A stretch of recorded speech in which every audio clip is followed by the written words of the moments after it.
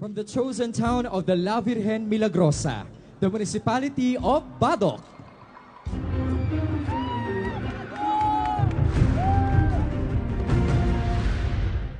Dahil yung ili may nga BADOC, kat nakabubutan.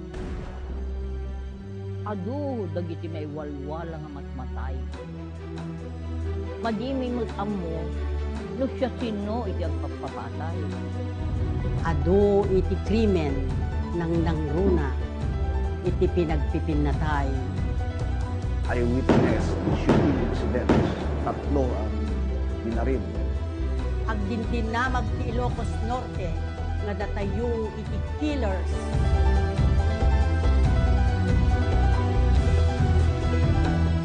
Ada kaminto nga magtitigpot, ada kaminto nga bukbuteng, ada kaminto nga madi makapangan, madi makaturo. Nakapagputin, hindi mapaspasahan. Apo ka siya na kami. Abi mo.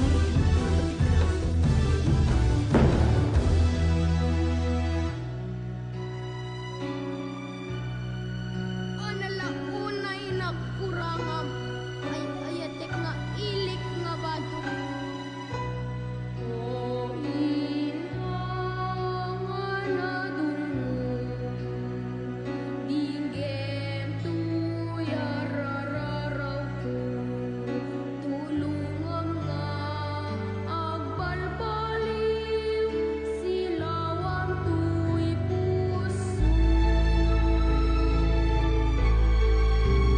Kasyang ako, kasyang daytoy limi, inakam katurgurae,